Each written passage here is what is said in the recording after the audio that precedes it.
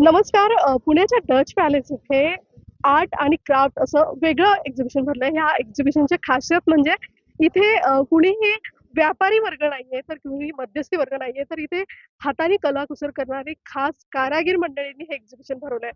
Craft root हे अनेक वर्षापासून वेगवेगळ्या शहरांमध्ये कारागिरांना सोबत घेऊन त्यांची युनियन बनवून त्यांना एक व्यासपीठ उपलब्ध करून देतं, मार्केट उपलब्ध करून देतं. सध्या पुण्यामध्ये हे एक्झिबिशन सुरू आहे. जहिदा माझ्यासोबत आहेत, ज्या बारामुल्ला काश्मीरपासून आलेल्या आहेत. त्यांनी 10 महिन्यांपासून आपला व्यवसाय सुरू केला होता आणि आता त्यांच्याकडे 100 महिला कामाला आहेत. जहिदा जी, बहुत-बहुत स्वागत है आपका पुणे में. आप बताइए कि कैसे आपने ये बिज़नेस शुरू किया था? अ, जी, हमने ये 2004 में शुरू किया था, 10 लड़कियों से शुरू किया था और अभी 2023 आते-आते ये हमारा मतलब तकरीबन 100 के करीब लड़कियाँ बन मतलब ये हो गई है, हुँ, हुँ। जो मतलब अपना ये काम कर रही है।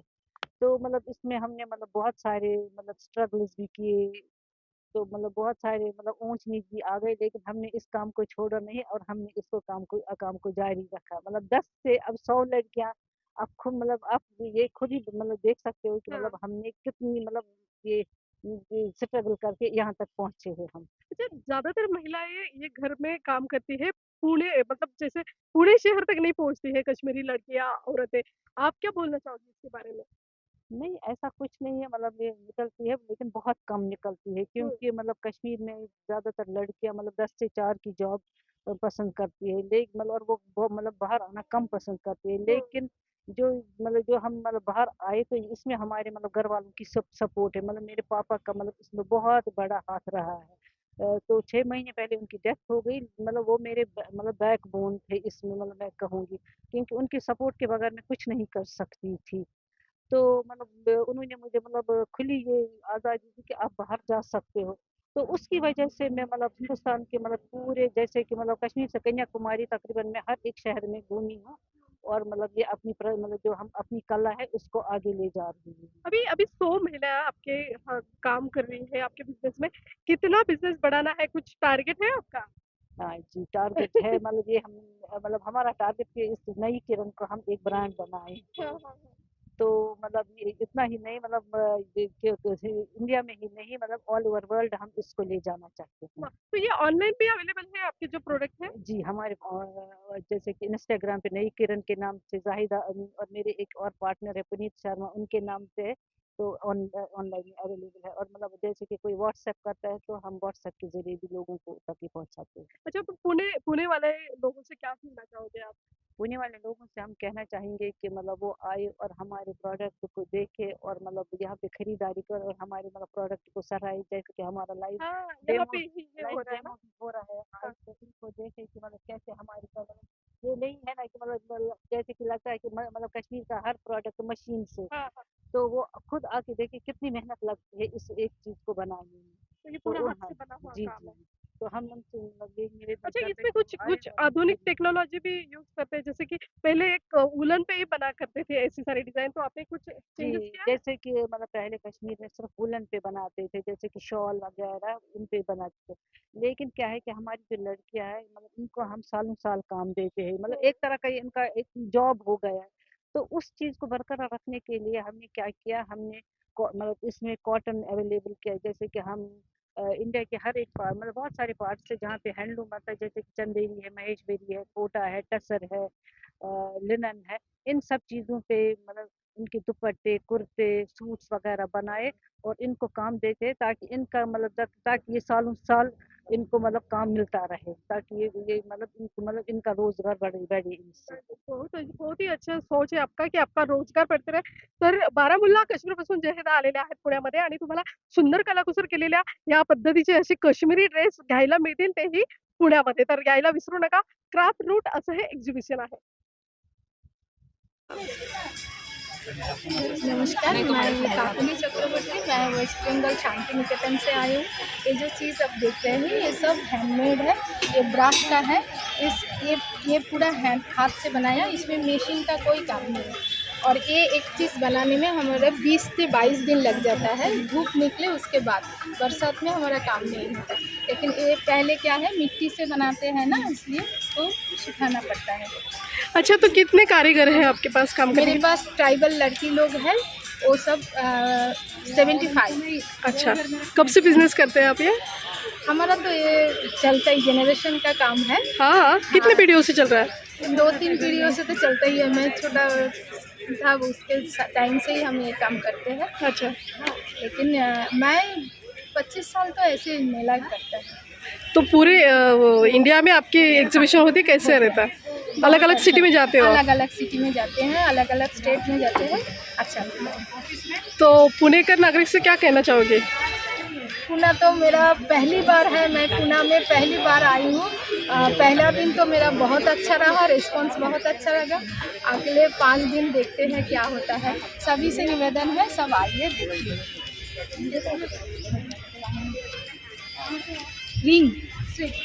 रिंग और वो और एक है, हाँ उनके पास बिल है। अच्छा वो बिल आए एक साथ दे देंगे। डाई हो रहे हैं, क्योंकि अगर वो बंदा डाई हो गया तो उसके साथ उसका नॉलेज और उसका क्राफ्ट भी चला जाएगा। तो संस्था रिवाइवल क्राफ्ट पे भी काम करती है और इतने सालों से हमारा परिवार बहुत बड़ा हो चुका है।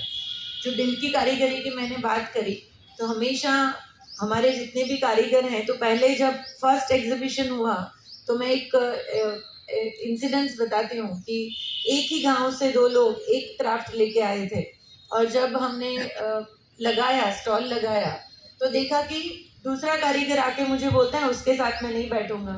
वो एक ही गांव के थे बट फिर भी बोला कि मैं नहीं बैठूंगा। तो मुझे लगा कि ये तो खाली बेचने के लिए तो हम लोग नहीं आते हैं, हमको चाहिए कि उनके बीच में प्यार बना रहे। भले एक ही क्राफ्ट करते हो बट स्टिल वो कंपटीशन नहीं होता है, जिसके नसीब में जो होता है वो उसको मिलता है। अगर आप अच्छा बनाते हो तो अच्छा बिकेगा।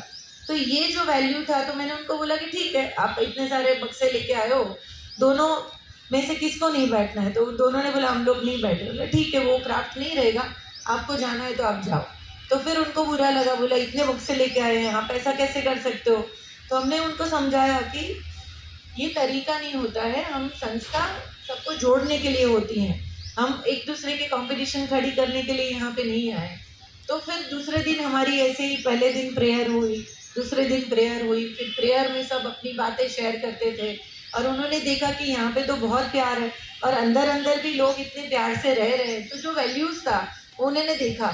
फिर दूसरे दिन शाम को मैं उनके स्टॉल पे गई तो वो बंदा वहाँ पे खड़ा था और मैंने बोला मुझे चाहिए, शॉपिंग करना है, तो आप दिखा दीजिए। तो उन्होंने दिखाया और फिर मुझे धीरे रह के हंसते हुए बोलते हैं दीदी मेरा ये स्टॉल नहीं है, मेरा तो पास वाला स्टॉल है। और आप सोचो कि वो प्यार था उन दोनों के बीच का, जो संस्था ने शायद उजागर कर दिया, संस्था ने उसको वापस ला दिया। तो हमारे पास ऐसे कई कारीगर हैं, जैसे यहाँ पे बाबू काका भी बैठे हैं। तो बाबू काका के घर जब हम लोग गए तो मैं देख रही थी कि गांव के कोने में एक छोटी सी जगह लेके वो अपना काम कर रहे थे और जो पुराने अपने बर्तन होते हैं कंपनी के CSR को लीड करते हैं। अब और हमारे सब फ्रेंड्स हैं, जो हमारी जो इकोसिस्टम है पुणे की, ऐसा बोल सकती हूँ क्योंकि इकोसिस्टम इसी को बोलते हैं जो एक्सटेंडेड परिवार होता है। तो यहाँ पे हमारे काफ़ी परिवार के लोग हैं। मैं सबको देख के बहुत खुश हो गई, क्योंकि कहीं आप घर से कहीं दूर जाते हो और दूसरा घर यहीं पे मिल जाता है तो खुशी तो होती है ना। तो यहाँ हमारे बीच में हमारा पूरा परिवार है, मीडिया के लोग हैं, मेरे प्यारे सब आर्टिजन, मेरे भाई बहन सब यहाँ पे हैं। तो मैं सबका दिल से स्वागत करती हूँ।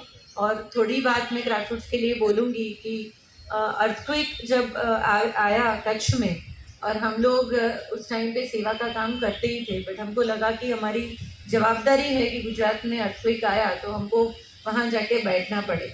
और हम लोग 1 साल तक कच्छ में रहे और वहाँ पे हमने बहुत सारे क्राफ्ट को देखा और बहुत सारे आर्टिजन को देखा। और उस टाइम मतलब बहुत सालों पहले हमने देखा कि मार्केटिंग उनके लिए अच्छा नहीं था। तो लगा कि हम कैसे उनके साथ मिल के कुछ करें। तो थोड़े मार्केटिंग के एक्सपेरिमेंट्स हमने किए, एग्जीबिशन किए, बट उसके बाद समझ में आया कि मार्केटिंग प्रॉब्लम नहीं है, लोगों को तो लेना है, बट सही प्रोडक्ट लेके आए, सही कॉस्ट में लेके आए, उनको जो चाहिए, जो सिटी के लोग पहनते हैं, सिटी के लोग जैसे यूज़ करते हैं, उस प्रकार की चीज़ें हम बना के आएंगे, तभी जाके आगे जाके ये चीज़ें बिकेंगी। तो जितने भी आर्टिजन्स यहाँ पे हैं उसमें काफ़ी आर्टिजन ऐसे हैं जो 3-4 जनरेशन से क्राफ्ट के साथ काम कर रहे हैं, और कई आर्टिजन नए भी हैं जो नए क्राफ्ट को सीखे हैं, कई एंटरप्रेन्योर्स हैं जो क्राफ्ट को लेके बिजनेस कर रहे हैं। संस्था करीबन 20-25 हज़ार से ज़्यादा आर्टिजन के साथ जुड़ी हैं। 22 स्टेट तक हम लोग पहुँचे हैं और करीबन 100 के आसपास हमारे क्राफ्ट हमने खोजे हैं जो इस क्राफ्ट के साथ हम काम कर रहे हैं। संस्था का वैल्यू ये है कि हम चाहते हैं कि ये परिवार बना रहे। हम बेचने के लिए चीज़ें नहीं आते, हम जहाँ पे भी जाते हैं हमारे दिल की कारीगरी को लेके जाते हैं, और जो सिटी में जो लोग रहते हैं उनको भी समझ में आए कि क्राफ्ट बनता कैसे है, उसमें कितना समय लगता है। जो भी लोग काम करते हैं वो घंटों, दिनों तक, महीनों तक कई चीज़ें काम करते हैं, तब जाके वो बनती है। तो लोगों को लगता था पहले कि क्राफ्ट महंगा क्यों है, बट क्राफ्ट महंगा इसलिए है क्योंकि इतने आवर्स उसमें हाथ लगता है। और मेरे इतने जो एजेड कारीगर हैं जो शायद 6-7 जनरेशन से काम करते हैं, ऐसा बोल सकती हूँ कि वो घूमते फिरते एनसाइक्लोपीडिया